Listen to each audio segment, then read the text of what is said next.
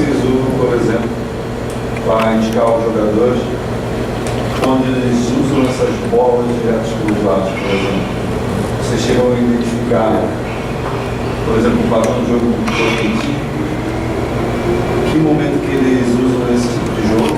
Sim, em que momento se é quando há a transição ofensiva e defensiva, qual lado que sai. Vocês, durante essa comunicação, passam apenas essa imagem ou Não vai. Existe não só a informação do vídeo, mas existe uma explanação sobre isso. Normalmente, quem faz essa explanação é o Jair, que é um dos auxiliares técnicos, né? O Gabriel, junto com o Jair, monta o material, o Jair faz a explanação, às vezes o Eduardo. Varia, às vezes um profissional também viaja para observar uma equipe, né? A gente também tem essa questão de viajar para ver uma equipe, e aí você pega situações de jogo, monta, você não pega só aquele último jogo, às vezes há uma variação, né? De elenco, de treinador. Então, isso não é só um vídeo por si só. Isso tem toda uma narrativa envolvida, tem todo um procedimento, uma explicação, que a gente já estabeleceu 21 terminologias que a gente utiliza com os atletas, onde esses conceitos ficam pré-definidos. A gente utiliza isso muito mais quando vai falar da nossa equipe. Quando vai falar de pressão no arremesso lateral, quando vai falar de recomposição, de compactação. Então, todos os jogos eu vou colhendo isso aí, e aí mostro qual foi a tônica do jogo. Dentro daqueles momentos, o que foi mais bem executado, ou melhor executado, e aí a gente consegue esse resultado. Existem jogos que a gente finaliza 3 vezes de fora da área e acaba fazendo um gol. Existem jogos que a gente não finaliza de fora da área. Se a gente tem um finalizador. Como é que o Elton chega no Botafogo? Como é que o Elton sai do Vitória e chega no Botafogo? O Botafogo em 2010 só tinha gol de fora da área com o Lúcio Flávio de bola parada, ou seja, de falta. Com a bola rolando. Acertar o gol, ninguém. Então, caramba, você faz uma análise dos gols que você fez naquela temporada. Ah, você tem tantos gols de canteio, tantos de contra-ataque, tantos de cada item desse. Mas gols com bola rolando de fora da área, quantos você tem? Nenhum. Eu preciso ter uma peça assim no meu elenco. Aí você vai no cenário nacional. Aí você pega lá os artilheiros, os finalizadores, quem mais finalizou? Aí, resumindo, chega o Elton no Botafogo. O Elton chega no Botafogo, tem uma ascensão absurda, começa a fazer gol perna direita, perna esquerda, cobrando falta, estando fora da área. Aí é convocado. Assim que ele é convocado, logo depois ele retorna e aí começa a declinar. Por que ele começou a declinar? Bom, vamos estudar o que é isso. O Elton no campeonato brasileiro anterior tinha sido atleta com o maior número de finalizações. Mas o maior número de finalizações não indica o atleta que mais fez gols. E aí o que a gente começou a fazer? Bom, no ano passado você finalizou, por exemplo, 111 vezes. E teve um aproveitamento de 40%. Nesse ano você finalizou 20% a mais que finalizou na metade da temporada do ano passado, no mesmo período, e o aproveitamento está de 20%. O que está acontecendo? Então você começa a analisar aquilo ali. Você reúne todas as ações do atleta. Aí você mostra para ele, olha, esse momento aqui é a questão da tomada de decisão. Você tinha esse jogador aqui ao lado, você tinha um bloqueio de 2 marcadores na tua frente e chutar. Não é porque a gente trouxe que você finaliza de fora da área, quando a bola tiver, você tem que finalizar. Havia situações onde ele roubava a bola na nossa área defensiva, no rebote, pegava o rebote de escanteio, conduzia a bola até a outra área defensiva. Pô, você imagina tudo isso? Ele já vai chutar? Então são situações, são trabalhos que eu tenho guardados, são situações que a gente tem que acompanhar o dia a dia, tem que entender a característica do atleta, tem que entender o que está sendo pedido para ele fazer, por que ele chegou até o clube, se existe alguma outra interferência, né? Alguém que está dando alguma orientação para ele fora do clube, isso acontece. Na base, então, pô, a gente sofre pra caramba. Pô, eu conheço vários pais que destruíram vários jogadores de potencial, conheço mesmo. Pô, tem jogador que eu conheço profissional, né? Que até hoje, os jogadores jovens, assim, se o pai desse menino não desgarrar dele, ele vai acabar com o futebol.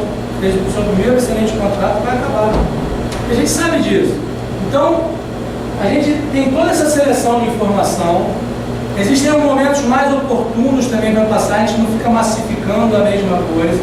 É lógico que a gente está numa pré-temporada, numa mini-temporada, a gente tem uns momentos, né? Está todo mundo ali, a gente começa a fundamentar mais aquilo ali, e depois você vai pensando nos jogos, nos treinamentos, situações de treino que acontecem no jogo, isso é muito importante. Se você puder, está sempre filmando os seus treinos. O mais adequado é filmar sempre todos os jogos. Mas se você puder também filmar os seus treinamentos, e você identificar situações de treinamento que aconteceram no jogo, isso é muito comum acontecer, até por isso que a gente treina, e você depois mostrar para o teu atleta um vídeo de 30 segundos onde ele treinou isso aqui, a jogada foi exatamente igual, ele fez o gol, então a próxima vez que o cara voltar para o campo, o cara vai com foco mais acentuado, ele vai mais motivado, e assim a coisa vai. O que a gente tem hoje, a gente tem cerca de 20, 21 itens, e vamos incluir mais 3 agora, para que os atletas entendam todos esses conceitos, com as terminologias já bem definidas, e acho que tu bem conhece nesse processo aí, acho que é um caminho que a gente vai avançando, né? É uma ideia de construir uma forma de pensar, né? A gente está construindo junto, como eu falei, não dá para pensar uma verdade, eu chegar lá simplesmente e dizer, olha, pô, tem que recompor aqui, tem que botar tantos atrás da linha da bola, tem que fazer uma linha assim, outra assim. O grande lance é mostrar para ele que ele fazendo aquilo ali, a chance de dentro da outra equipe é mínima. Todas as vezes que você fez isso, quantas vezes eles chutaram o nosso gol? De onde eles chutaram? Quanto mais distante. O jogo de ontem, por exemplo, o Fluminense chutou a beça de fora da área. Chutou, quem viu o jogo? Tem gente que falou que deu até sono, mas eu vi, né? Tinha que ver o jogo. O Fluminense chutou a beça de fora da área. O Fluminense chutou tanto de fora da área. Qual a característica do Wagner de chutar de fora da área? Qual a característica de algum outro jogador de chutar de fora da área? Não só isso. Do Wagner. Não só isso. E chega um momento que eles não estavam conseguindo chegar no fundo dos laterais, principalmente com o Carlinhos, né? Não estavam conseguindo tanto assim. E aí chega um momento que eles têm que fazer o quê? Tem que jogar aquela bola no gol. Só que além de jogar aquela bola no gol, tem um goleiro lá também, né? E aí, isso também ajuda dentro desse processo. Então, muitas das vezes, a gente vai construindo com o atleta. Eu vou falar um pouco mais adiante situações que acontecem que os atletas trazem para a gente. Uma coisa é eu ver o jogo na hora do jogo. Uma coisa é eu ver o jogo depois do jogo. Uma coisa é o cara que estava jogando o jogo dizer para mim o que ele sentiu. E se tu conseguir casar isso aí, pô, tu vai andar tranquilo. Principalmente porque o cara se percebe dentro do campo. E aí que a gente estava falando de treinador, de comissão e tudo vai casando e as coisas vão acontecendo, independente daquilo que aconteça no caminho. Tá legal? Alguma pergunta? Não? Vou beber mais uma água, tá, pessoal? Um pouco furada que eu dei com o meu do horário, hein? O Márcio. Na época que eu bebia, eu ia falar que era o Márcio. Calma, não vai acabar. Aqui a gente tem amigos de longas trajetórias. Vamos lá. Falar um pouco sobre treinamento. A gente filma os treinamentos. Mas por que eu filmo o treinamento? Para dizer que eu filmo o treinamento? Não. Tem vezes, tem semana que não dá para analisar nada. Quando joga 2 vezes na semana, não dá para analisar nada. Mas o primeiro que acaba a sua função dentro do departamento, fala assim, meu irmão, começa a ver que a situação do jogo tal foi tão evidente, a gente treinou essa semana. Cara, nem que bote o vídeo para andar na velocidade 2 ou 4, para andar mais rápido, vai ver. E vai separar. A gente vai sistematizando, vai juntando e vai criando procedimentos de trabalho. Então, para o treinamento, foi uma situação do campo anexo lá no Engenhão, que só para mostrar para vocês que depende de um monte de fatores.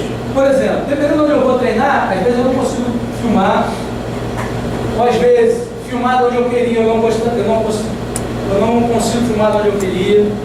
Aí você pergunta, de onde é o mais adequado filmar? Eu acho que é interessante a gente filmar sempre de cima pegando do meio do campo e de trás do gol. Esses dois ângulos são os mais interessantes para a gente poder filmar. Se não der para fazer, filma de onde der, nem que seja do chão. Algum tipo de informação você vai extrair dali. Agora, aqui a gente tem um vídeo simples de uma situação ali, como se fosse uma roda de gol no centro do campo, onde eu só quero mostrar para vocês que existe um treinamento, né? E esse treinamento, às vezes, você vai pegar um pequeno pedaço daquele treinamento e vai mostrar para o atleta o conceito que era aquele treinamento. Às vezes, você não mostra na hora. Ele faz o treinamento, você grava, existe uma situação de jogo, você extrai aquela situação de jogo e mostra para ele. Seja num campo reduzido. Por que no círculo central? Será que você vai enfrentar uma equipe que a reposição do tiro de meta cai sempre no círculo central? E o cara que vai pegar essa bola, por exemplo, de repente é o Danilo, do Corinthians, que o cara ganha a maioria das bolas aéreas, e quando o Corinthians arremessa uma bola dentro da área, esse cara faz essa bola ficar no chão e dá um jeito, ele protege. Como é que é isso? Você vai construindo isso no dia a dia.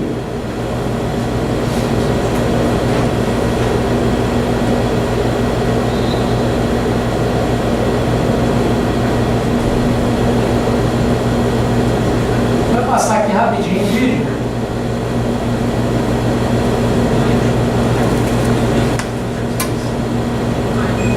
Tirar aqui o volume.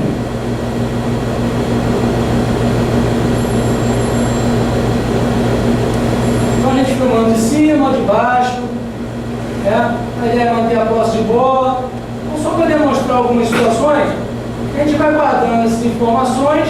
Em algum momento a situação de jogo vai acontecer, a gente vai reproduzir isso daí. Então você quer ganhar aquecimento, conforme o aquecimento. Existe uma outra equipe que já está fazendo um trabalho específico aqui.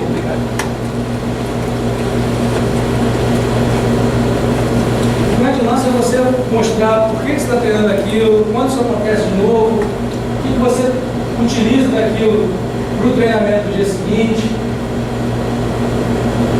Esse vídeo é o vídeo mais simples que eu peguei que tinha lá, com menos informação, vamos dizer, para mostrar que a gente colhe toda a informação possível. Aqui já de cima, filmando lá de cima da arquibancada.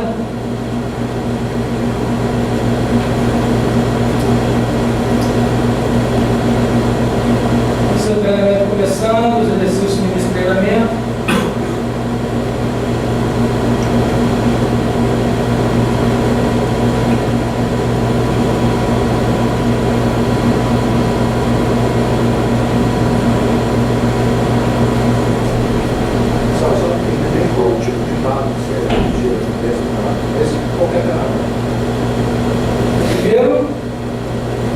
Primeira coisa, explicar qual é o conceito do treinamento. Às vezes, eu vou mostrar no slide seguinte, que a gente demonstra uma situação, demonstra uma jogada, treinamento, por exemplo, utilizando o software. Depois vai e executa aquilo ali. Depois grava aquilo ali e vê se aquilo ali aconteceu no jogo ou não. Vê se aquilo ali foi executado numa situação, se rendeu uma finalização, se rendeu um gol e por aí vai. Então, eu estou mostrando isso aqui, mas depois eu vou mostrar uma outra situação, utilizando um outro software, que na verdade é o que a gente faz. Estou mostrando o que acontece depois, vou mostrar o que a gente faz antes.